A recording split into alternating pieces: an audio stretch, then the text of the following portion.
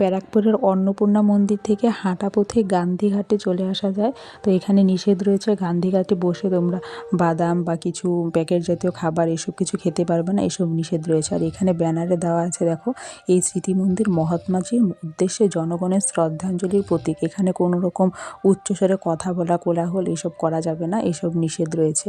তো চলো যাওয়া যাক গান্ধীঘাটে। যেহেতু শীতের সময় তাই কুয়াশা রয়েছে আশেপাশে। আর চলো সামনে গিয়ে ভালোভাবে তোমাদের সাথে শেয়ার করব। যদি এই গান্ধীঘাটে এসে কিছুক্ষণ তোমরা বসো তাহলে তোমরা ইতিহাসের মধ্যে চলে যাবে।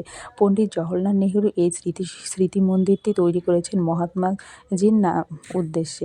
আর মহাত্মাজির শেষ কাজ করা হয়েছিল, তার যে অস্থি এই ঘাটেই বিসর্জন দিয়েছিলেন।